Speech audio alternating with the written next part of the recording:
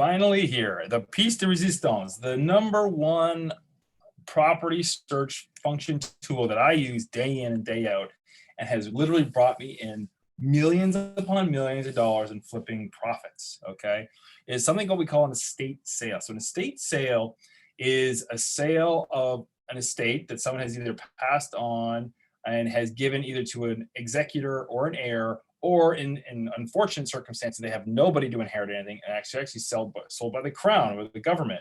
And that has to go through something called probate court. Now, probate is, again, we get into that into the master class of what probate actually is, but effectively and quickly what it is that it's court that settles out the estate, who is the rightful owner of the properties and where the money actually goes once it's disposed of. Now, when it comes to estate sales, the keywords you're going to look for in any search function, you can Google this, you can Zillow, Realtor. There's lots of ways you can find these without having a realtor on your corner. However, you will be building a team, a success team, that's going to consist of many realtors in many different areas of the markets that you want to work in.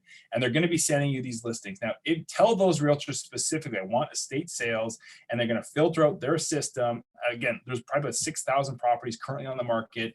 And you're going to use these 2 keywords to filter out those, okay? So one, the name of the seller is going to include estate. And then there's going to also be one that's going to have executor. Now, it's either or. So if it has executor or estate, these are key indicators of how to find estate sales. Now, in the advanced class, we talk about going to actual probate court, actually going to the courts, because you can actually go to the courts if no one has an heir to the estate. You can claim it and offer on the property that day with the lawyers, and really typically you can get these things for basically next to nothing. Now, why I like estates is because, one, the person most likely cared for the property. It's not normally run down, so there's less work to do, but it's just outdated. They've lived there for 30, 40, 50 years, haven't really touched the property. The other reason I like them is because most heirs to the estates have very little connection or very little emotional attachment to the real estate. They didn't live there. Their parent may have lived there for long periods of time, but these are generally older people who have inherited something, and they don't want to inherit real estate. They want to inherit money. So they want to get the money to sell the properties. They just want the things sold. And a lot of the time, they're willing to work with you to get it done very, very fast.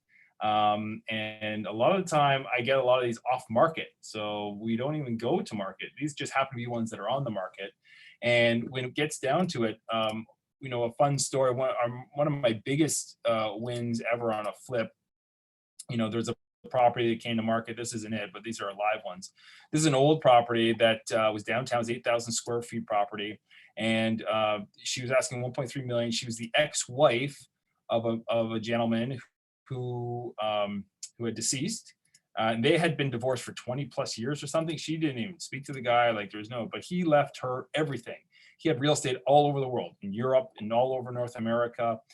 So we saw this deal. It came on the market, and it was a hot property, but nobody was giving her the right offer. So everyone was giving her full price asking. 2 guys even actually gave her more. She was asking 1.3 million. But they all wanted these strange closings, 1-year closing. They wanted conditions on the city's approval for construction, because basically you could build a building downtown on the lot. And I just went to her and I said, look, I'll give you an offer for $650,000, which is 50% of what she was asking. Okay. And she was polite about it, but said, thanks, but no thanks, and I'm interested. So 3 months goes by and she calls me back directly. She has an agent, and the agent called me and said she wants to talk to you directly. So she called me directly and said, is your offer still valid? I said, well, it's not officially valid, but I can make it valid if you want it to be based on my terms. She goes, I can't sell for $650. It's too low. I said, well, that's the best I can do. And she said, how quickly can you close it? I said, I close it in 2 weeks, all cash down, and we'll take it off your hands. We'll take care of all the headaches and the problems, and you can just move on to your merry way. So she said, okay, I have to think about it. She called back the next day, and the next day she said, I'll do the deal. So she sold it to us for $650. And from $650, we sold it in under 2 months to a developer for $1.3 million. I did nothing to the property other than we cleaned up some garbage that was left behind by the tenants that were in there. And I profited about $556,000 in profit in a few months. And with how we financed it, because we got such a low valuation, we financed it 100%. I didn't put not one penny into the project. And why that's key is because it's an estate sale. The people she had to go, she told me the whole story. She had to travel all over the world selling these properties and disposing of them. She had to go to Florida, and she had to go to LA, and she had to go to Arizona, she had to go to Germany.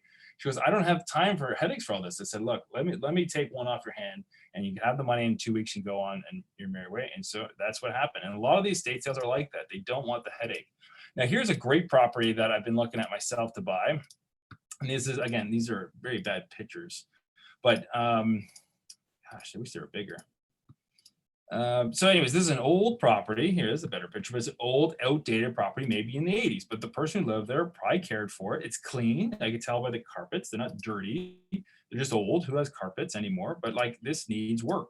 So I'm going to approach these people. It's an estate sale. They're not going to want to do the renovation themselves. So we step in and we say, look, we'll do the renovation at our cost, and we'll buy this from you, but we want our price, and we'll see where it goes. So where you become good at becoming a real estate investor is you have to be able to walk away from deals. And most flippers, would-be flippers, first-time investors, they don't want to walk away from the deal because they think they found the best one ever. And that's not the case. Look, I just, in the course of showing you 5 videos, I've probably shown you thousands upon thousands of properties from like today's search. Okay, this is one day, and I just filtered all of that out. You can find, look, if they don't want to take my price at 1.2 million, this is a almost 1,600 square foot property in the city of Toronto. The average price right now is $1,000 a square foot, so it should be worth 1.6 million. They're selling for 1.25 million.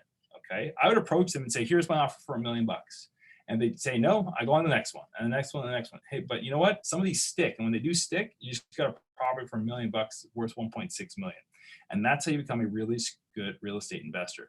So I hope that helps you out. You should have no problem finding opportunities now. Now it's about getting them, financing them, renovating them, and selling for big profits. So I want to wish you well and all the best in your search.